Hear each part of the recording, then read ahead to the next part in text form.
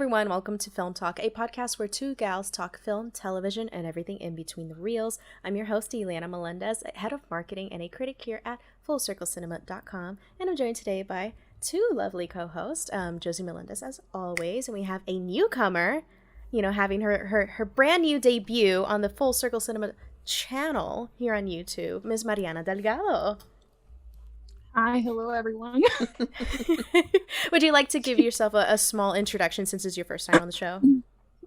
Sure, I will try to make it brief. I am a film critic with Full Circle. I also do features all around the internet, and I'm here to talk about the tragedy of Macbeth. Macbeth. That is definitely what we're going to be talking about today. Depending on what day this weekend this goes up, you can watch The Tragedy of Macbeth, which is Joel Coen's solo directorial debut, I should say, going up on Apple TV Plus, starring Denzel Washington, Frances McDormand, and a bunch of other just delicious theatrical actors that I forgot to study up on, and I don't remember their names. But it's got Dudley from Harry Potter. That good? That's good. It's good enough for me. Fantastic actors. I just don't remember their names. But it's got Denzel Washington and Frances McDormand. And that's really all you need to know. Corey Hawkins? Who's that one? Macduff. Oh, Macduff. The other Mac. Got it. Catherine Hunter as the Three Witches. Yes. Very true. She was fierce. She really worked it. Just crust. Sure. She really knew how to serve crusty in the best way possible. It was like as she was doing circus, crusty de Soleil, Shakespeare in a park. Okay, I don't know how else to describe it, but in the best way possible. It is honestly perfect. We're just gonna go ahead, do a little roundtable with our thoughts on the new film, and there's like a little mix of perspectives here. You can tell between the three of us which one isn't the English major and which ones are actually into Shakespeare. But I am an ally of the English major community, obviously, so I'm going to open up the floor. Mariana, since you're new here, would you like to start off with your initial thoughts on the new film? I would love to. I think as a fan of Shakespeare, huge fan of that man that we know so much and not so much about. I always feel like films that want to define themselves as being just about films kind of don't open up this world that Joel Coen did in The Tragedy of Macbeth, where you could feel like it was a film, but it was very much a love letter to theater, and especially Shakespearean theater. Not only because of the set and the cinematography and the use of the ratio that he did, it's the fact that he picked actors that live and breathe Shakespeare. I mean, not a lot of people think that Denzel Washington absolutely bodies Shakespeare, but that man, everything that came out of his mouth was so natural, so well prepared. And then just having him paired up with Frances and just watching there's no other way to say it, but actors do their craft. I mean, that's why I go and watch movies, not because someone's telling me, hey, this is my new film, it's just about film. And it's like, no, Joel realized theater is the basis or the cradle of film and then television and so on. So I think initially those are my huge thoughts on Macbeth. Yeah, and how about you, Josie?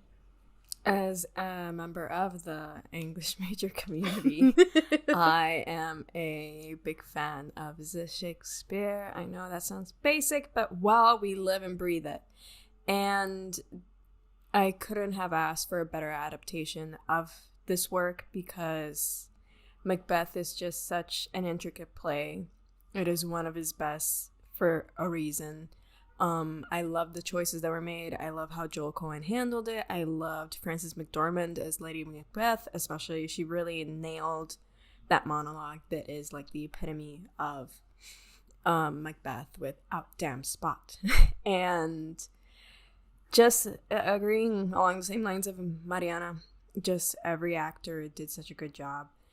And just the production design and everything, it just feels so magical and intricate and well thought out. And again, I love how it does explore beyond a theatrical space, but it still feels like theater.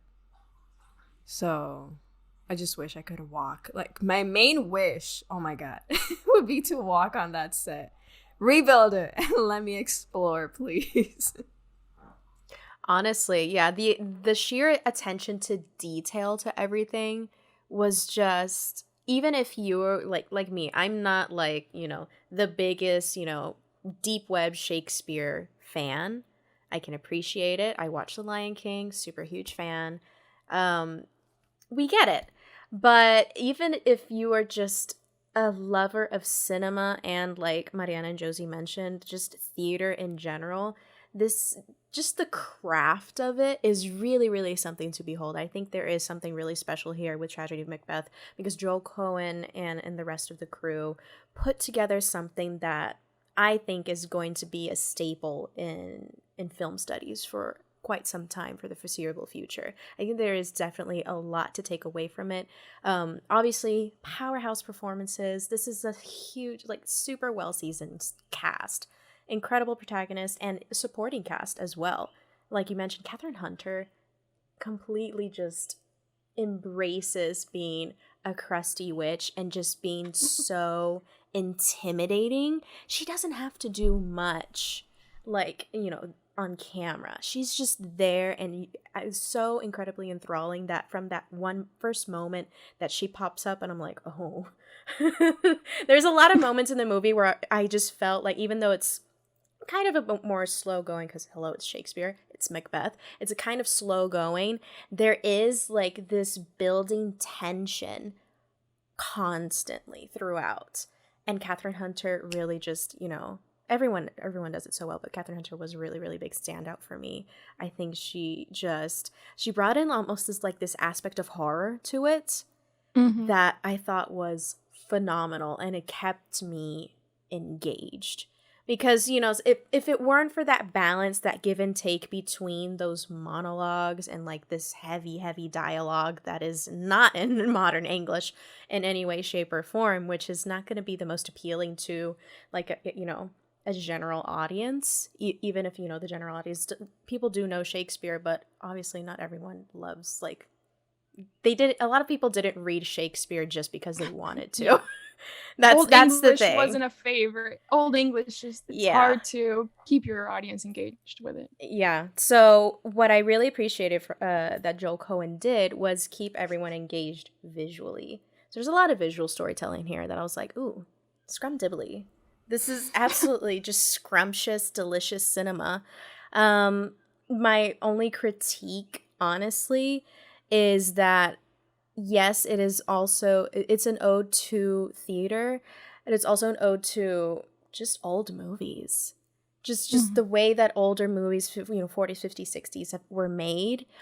And he didn't really bring that much new to it other than modern technology and resources. And of course, his own sprinkle of creativity. But he just really tried to be he put being faithful to the material over a creative spin, which I think in this case, because Shakespeare's been reproduced so many times, you do have that creative liberty that I think he should have embraced a little bit more. But honestly, other than that, good shit. That's good. Yeah. It's good shit. I like that. I actually do like that it stayed true to the text. But they managed to still keep it short, because it could have been longer, and they still kept the essentials and the essence of the play. Yeah, I wish my only critique would have been when Macbeth's insanity started to come in through, because of his guilt for what he did. They leaned in very hard with that, but they didn't do as much for Lady Macbeth, and she's such a huge part of Macbeth himself, that if only Coen had leaned in on Frances a little bit more and focused visually on her and her insanity, because it pivoted very sharply to Lady Macbeth's downfall, and we didn't really have enough build up in that. Yeah, because you have her, like her need to control and her need to kind of guide Macbeth through what he needs to do in order for them to stay in power, but you don't have enough of her own guilt kind of transpire on screen, which I wish they would have, because they Mhm. started, with the scene by the fountain, and then she dies. And then it just felt kind of too short for me. And they stuck by the text, but visually they could have leaned onto Lady Macbeth a little more. Yeah. Totally agree. Yeah, because we got to see that all laid out for Macbeth himself, but I feel like Frances McDormand, as incredible as she was, like you said, kind of underutilized, especially in that third act. That third act felt like she just kind of disappears a little bit into the background, just more than she should have. It wasn't as meaty as Denzel Washington's role there, honestly. But I do think that aside from that, there was a lot of focus on like the surrounding characters. So like for such a relatively brief film, like it was pretty short. It's like what, an hour and a half at most. So 90-minute flick, Josie Core.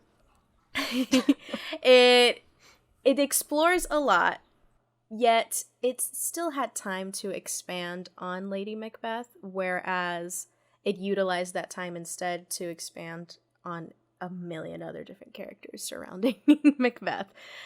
So I don't know. It was kind of a give and take. I don't know what he was really trying to go for there, if he was trying to like expand the Shakespeare universe or something, but could have been Shakespeare universe.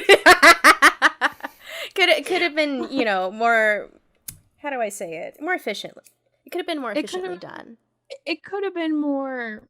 I think he really focused on the male experience of Macbeth more than Lady Macbeth, and I think it is a personal choice. I mean, Joel Coen, his entire filmography is about men, so it doesn't really surprise me. But it's not, at the same time, Denzel was just so great and so magnetic as he is in every single film, but I feel like he really was doing something he really loved and enjoyed, like something very personal to him, that at the same time I was like, fine, we'll forget Lady Macbeth a little bit this time. Just we'll forgive it. Yeah, even though she's the original girl boss. She does. She gatekeeps, gaslights, and girl boss all day, every day. Macbeth, and we do male see that. wife. The male wife and the original girl boss. Honestly, quite honestly. But yeah, I think that's kind of basically I think that's pretty much our thoughts. It's a short movie, guys. It's not. It's genuinely just Macbeth. You go in, what you expect is what you get, but it is still entertaining. It is still very much, even if you're not like a super huge fan of Macbeth, like the text itself, I think it's worth a watch at least once, just to know, hey, this is this style. This is something different. It's it's different pacing. It's just something different. It genuinely, and I really like that Apple TV is embracing like kind of more different things sometimes. And A24, I'm glad that A24 is sticking to this variety where they're doing horror, but they're also doing contemporary, but they're also embracing classics, because I think that's literally A24 is the English majors distribution company. Like, they're perfect. I hate that it is, but it sure is. And every time they come out with their brand. Classic, God, Green Knight, Tragedy of Macbeth, last year was for us. Let me just say, for MCU fans out there, you need to always honor the classics, because without the classics, you don't have your superhero films.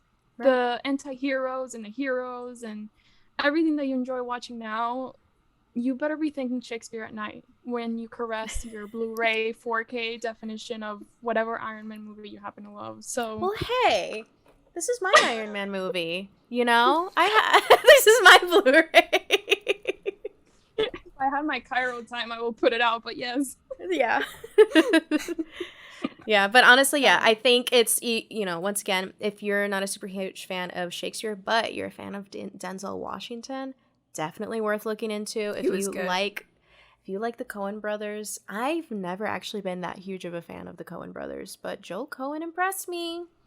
Joel Coen is like, okay, I see you. I respect you and I admire you. Because I did not care for Hail Caesar. Hail Caesar was not great, but No Country for Old Men. Anyone that can do an anti-hero in terms of men, like, fine, men, but, you know, if you're gonna do them, that's Do how 'em you right. should do 'em. Yeah. If you're gonna do the male gaze, do it right, man. If we're already here, you might as well just do a good job. That's all we're asking. Give us, you know, give us what we want to see, and if it's Denzel being the hot Macbeth of our generation, then there it is. That's how you do it. You know what really cements him as the hot Macbeth of our generation? The throne. Wow, spoilers, guys. You know, this is a super. We're spoiling Shakespeare. The throne room scene, the little knife flip, bruh. That was cinema. That was like what was your favorite? Actually, you know, let's make this interesting. That was my favorite scene. I love that throne room scene. I love that fight scene. Maybe that's just the MCU fan in me, but I just thought it was just so elegant, but so engaging. It was good. It was just very good. I really liked how precise it was. What was y'all's favorite scene? I'll start with Josie. What was your favorite scene of the movie? Oh, my favorite scene was when he dies. Yeah. Because, I just feel like the entire movie leads up to that for a reason. It is the grand climax of the plot, of the drama. And it is simply because the entire film is about this man who succumbs to his ambition, who is corrupted by his wants and his desires versus the needs of a people and of his duty and of his truth and morality. He allows ambition to corrupt him. And there is no better execution of demonstrating that than him freaking kneeling to get his crown in the middle of a fight. Oof. And dying because of it. And I'm like, again, that is Shakespeare. She.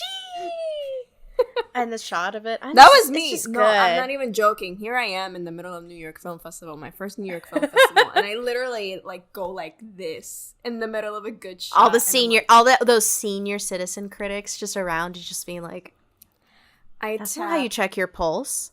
No. Possibly. You're right. I was literally with a friend, and I like tapped their shoulder, and I was like.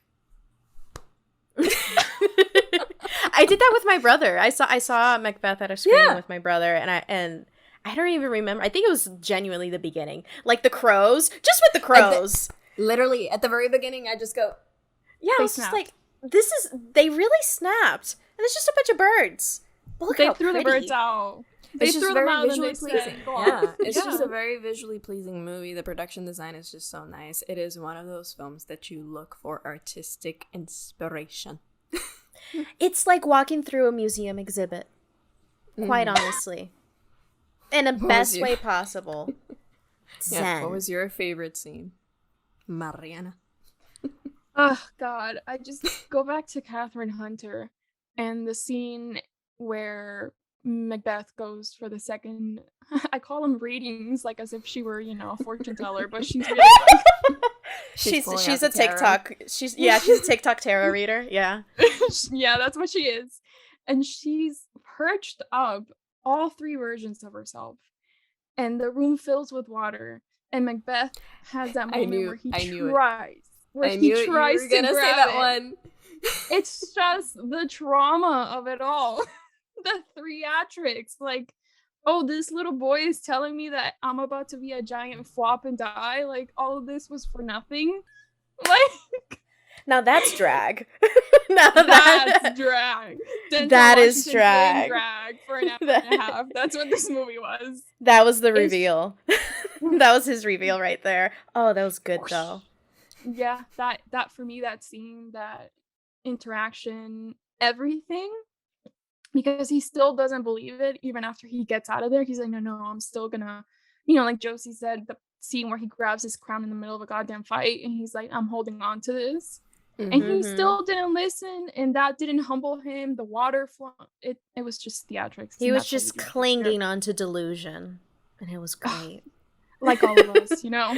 Like all of us. Every day. Relatable content. That's why we feel for Macbeth.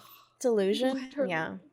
Yeah, delusion of your success and ambition. Yeah, it's okay. We get you. We get it. We get it. I too would kneel down for a crown in the middle of a fight. Not really. Are you kidding me? If there's gemstones involved, I am on the floor.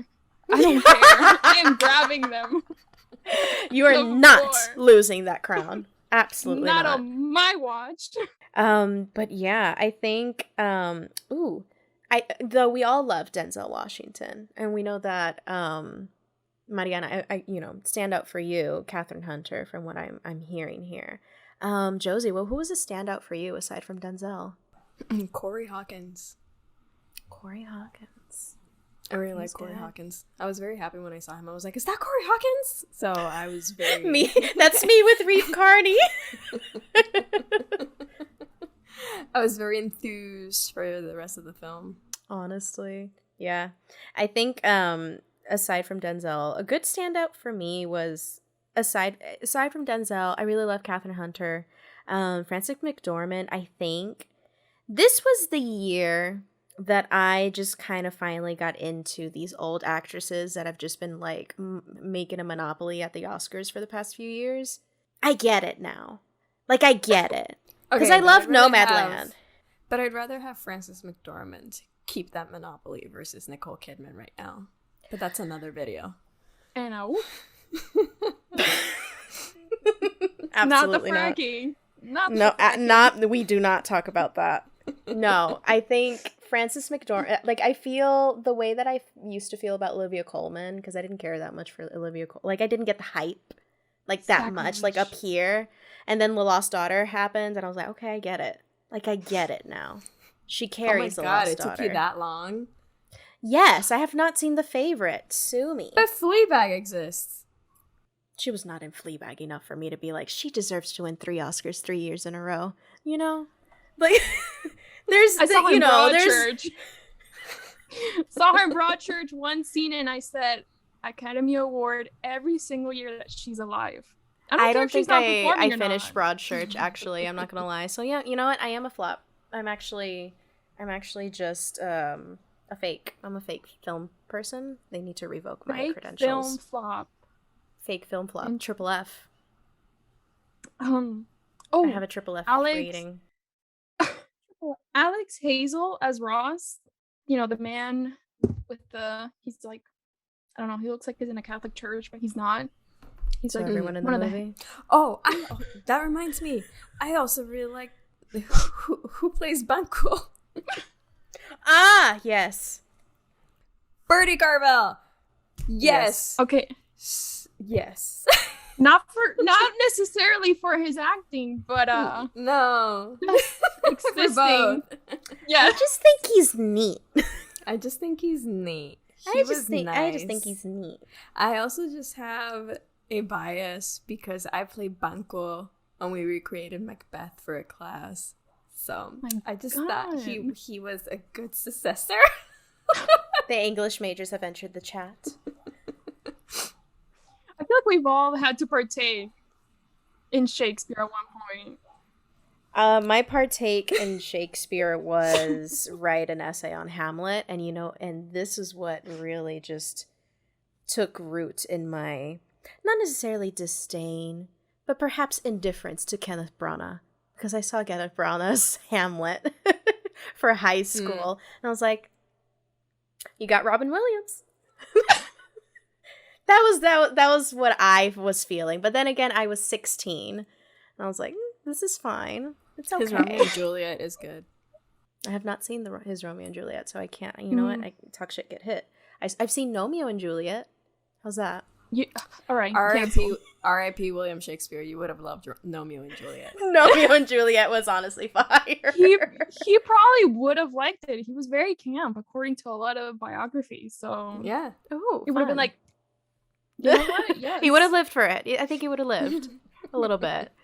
I love talking about Shakespeare, but like between women. I think we just make it fun. Yeah. No offense to the guys out there. We just make it fun. My Shakespeare classes were all women, so we love to see it. Hello. The Blueprint. We liked it. We just liked that fella. We just We just like he's just him. neat. He sat down and he wrote his little things, and It's just his little tragedies, his little romances. his little comedies. He was like, much ado, do, do, do, do. And then he said, ship it off and publish it. And here we are today. Okay, then next up, who is directing an adaptation of Midsummer Night's Dream? Because I want to see it. I would like to see it. I would like to see it. Who would direct? I You think Coen would just continue to just adapt Shakespeare stories? I don't think so. This was something very specific that he did mention in the Q&A at New York Film Festival, that it was just something. Just here for the vibes. Yeah, just Frances. It was something between them. Like, Frances wanted to play Macbeth, Lady Macbeth. It just, because they were going to make it into a play, and then they were like, no, we have to film this. So it was a whole process, but it was always supposed to be this play. It wasn't just a thing that was like, oh, let's do Shakespeare. It was like Macbeth. It's definitely a passion project. And like, yeah, you know, it's kind of, I don't know, it's kind of weird to say passion project when it's like such well-established people in the industry. But genuinely, a passion project. It's like Steven Spielberg wanted to direct West Side Story. Like, it is a passion project. It's this one thing that he was like, if I ever direct a musical, I want to do this. So that was more along, yeah. It's those projects that either hit or miss, where directors are like, oh, I really need to do this, and we're like, no one asked you to do this. Yeah. But they're like, but we didn't ask Joel for this, but he delivered at least. He snapped. He really snapped. Thank God. Thank God. Where is my Joel Coen and my Paul Thomas Anderson? I'll be their quirky wife that, you know, stars in their projects from time to time. Like, hey. And then I'm here to act. You'll be their Stan Lee. Yes, I'll be like, hey. That's they think the female gaze is just a woman like standing in the corner, like looking around, like literally gazing. Just gazing. I'm like, no, we need more ass here and more frontal. Just like, ma'am, it's not in his contract. I'm like, I don't care. My husband, he's directing this. So, do you know my husband? Do you know a PTA? Okay. PTA. I've never heard of a PTA. A Parent Teacher Association. Parent Teacher Association. Oh my God. Are you the president? Are you the president of the PTA? Oh God. I just love that. You've heard the story of how he came up with Phantom Thread, right? That he was sick. No. Well, he was sick. Paul Thomas Anderson was sick, and Maya started treating him well. Like, she started taking care of him. And he's like, oh my God, I love you so much. I have to write a movie about this. That's what it made it. The sick sicko. He's like, he's going to get himself purposely sick just so his wife doesn't, like, humble him every day. He girl bossed. He girl bossed too high to the sun, too close to the sun. And Maya said, not on my watch. Not on my watch. All right. Okay, so, and real quick, before we wrap this up, because I feel like we've covered quite a bit. We've had our antics here. Even though The Tragedy of Macbeth did have a limited theatrical release, it was still in 2021, so we're still counting it as a 2021 movie. Where does it rank for you, just off the top of your head?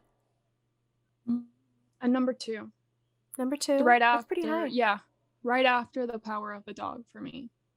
Oh.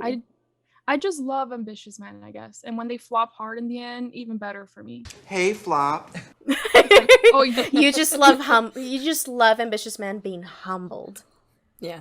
I think so. Now that I'm thinking about it, I'm like, Phantom Thread is one of my favorites. The Power of the Dog, Macbeth. Yeah. There is a common thread here. There is. Yeah. There's a theme. If I see them flop and be humbled, it's for me. Okay. That's Mariana core right there. Josie, where does it rank for you? It's my number 4, right behind Shiva Baby, Come On, and Tick Tick Boom. Tick Tick Boom's your number 1? No, my number 3. Oh. I went in order. Okay. I went backwards with you right there. That's that sweet ADHD. Yeah, The Tragedy of Macbeth is my number 5, actually. I didn't think it was gonna crack my top 10, quite honestly. My top 10 was pretty stacked. But yeah, it's right behind Come On, The French Dispatch, Lamb, Tick, Tick, Boom, and The Tragedy of Macbeth. And you know what I just freaking realized? I used to be an A24 hater, and now 2021 has me ranking. You used to be a my what? Shut up. Top 5. My top 5 has 3 A24 films. How about that, huh? Snap. How about that? My impact. Not Your A24 impact. films. I think it's just A24 evolving for me. My friendship. No, I mean it could be that, but at the same time, you couldn't pay me to watch like Ari Aster as a director. Quite honestly, I don't like know. Ari Aster. I don't like Ari Aster. Those I I didn't like Ex Machina. I don't like quite a few like A24 flicks. It's like in the last like 2 years where I'm like, I'm fucking with A24 now. Like A24 was just a bit much. What they're doing, what they want to do, and what appeals to them. Yeah, Because I before their respect whole it. thing was not committing to a specific thing. Yeah, they It's didn't still really being know their niche. brand at Yeah. that point. That was Yeah. the appeal of them.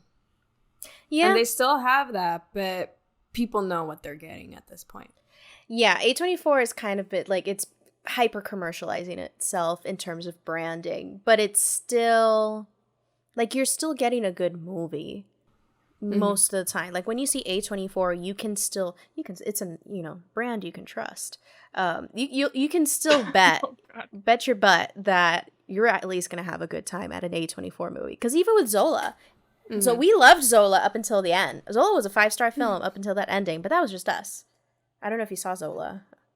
I have not seen Zola. I have not seen a lot of your top films because, the pandemic really said Yeah. you will not have an attention span. You will rewatch the same thing over and over again. And That you is will talk Ted about the same thing over That and is over Ted again. Lasso. Her name, Ted Lasso.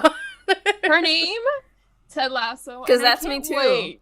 I That's can't me wait too. to get rid of her very soon. I need to put this to bed, and I need to get my mind out of this stupid little honky show. So yeah, Have you seen What We Do in the Shadows? I got another honky show for you. I have seen it, and it's just Delicious. I love It's it. It's become my that's my Ted Lasso. As much as I adore Ted Lasso, that's my Ted Lasso. trust Because me. it's just you'd so rather be there. What We Do in the Shadows is just so infinitely queer. It's delicious. I love it.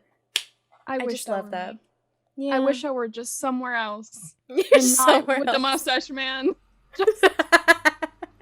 The mustache man sounds like a sleep paralysis demon. Oh, I wake up at 3 a.m. and I see in the corner of my bedroom, I just see a man with a mustache, and he goes, "Howdy, y'all," and I'm like, "Get out of my bedroom! I don't want to hear you. I don't want to see you." And biscuits with the boss. No, it's 3 a.m. I can't eat biscuits. It's a hate crime. I feel like this show is a hate crime. It's not a hate crime, but you hate it. Just the sharp pivot from season 1 to season 2. I'm still reeling. I'm still. This in is a therapy. Tragedy of Macbeth review, y'all. I swear. Ted Lasso is literally Macbeth. So I don't know what anyone's gonna complain Look, about. you know what? Look at that. Look at everything Macbeth has inspired, and yet we're coming back to the originals, the classics, and the impact. Shakespeare, his impact. Look at that. Who would have thought? Would have thought. All I of y'all. Mariana did. Yeah. I don't know what you're talking about. There Okay, you I don't go. know what you're on about, but Right. this is Right. this right here is my Citizen Kane. Okay, this is the original Citizen Kane. So Y'all I are don't know what else on to one. Y'all are on one. Did y'all have like mead at your parties, your college parties? we told you we No. went to parties. That was No, generous of me. I apologize. I had English major parties. Okay, yeah. Subscribe for part 2. Be sure to follow and subscribe. Our exclusive Patreon content is available down below. Can you imagine? Do y'all care enough for us to have a Patreon? Who wants more of this? Raise your That's a hand. rhetorical question, but I don't know. We have people who comment. I see the fans. Hi. People do listen. They do watch, and I appreciate. And I know that I'm gonna have a lot of really fun editing this episode, and there's gonna be lots of really good reproduced memes, and I appreciate it. Anyways, I think it's time to wrap it up. Thank you so much for sitting down with us, Mariana. Thank you for continuing to sit down with me, Josie. A year in on this podcast. I appreciate the effort and the dedication and the memes. All right. Where can they find you, Mariana? You can find me, if you really want to, at Spicy Memory on Twitter. Ileana had a fun time finding out what that meant. But basically, it's when you have an intrusive traumatic thought, people like to call it a spicy memory. It's not just a traumatic memory. It's spicy, extra hot. Extra Thank you hot. for having me. Thank you. Hopefully we can have, more of Mariana on this show. We can have more guests on the show and just kind of spice things up, but not in a spicy memory way, I hope. Just kind of rebrand that a little bit, at least with Filmme Talk. Where can they find you, Josie? You can find me at the Josie Marie on Twitter and Letterboxd, and you can follow Film Posers at Film Posers on Facebook, YouTube, Twitter, Instagram. Basically everywhere. And you can find me. You can find me at Captain Melendez on Twitter, Instagram, and Letterboxd. I'm now more active on Letterboxd, so if you follow me on Letterboxd, you might see some just spicy takes, because I do not care what I write in my Letterboxd reviews, if I write anything at all. So have fun with that. You can see my list and judge them from afar. Anyways, you can follow at Full Circle Cinema on Instagram. You can follow us on Twitter and Facebook at Full Circle Cine. Everything will be linked down below. You can also read and check out all of our news and reviews over on fullcirclecinema.com. You can read Mariana's written Tragedy of Macbeth review, which is a fantastic piece. Also will be linked down below. Give her those spicy views. And just be sure to subscribe to the channel and turn on notifications. We have a lot of fun content planned for this year. We are actually, the three of us, alongside another critic of ours, Jacob Moutry, we're going to be covering the Sundance Film Festival 2022. So be sure to not only follow us on Full Circle, follow all of us on Twitter. I'll link all of us down below, including Jacob Moutry, because we're going to be covering the festival, tweeting out reactions, and eventually doing like little interviews and reviews over on the channel. So be sure to stay tuned and leave us a comment down below what you thought of Macbeth. If you are interested in Shakespeare in general, in cinema, if you think that this was even necessary to do, let us know respectfully down in the comments. Say good night, guys, or good night, or good morning, whenever and wherever you're listening to this. Bye. Good night. Bye. Woo.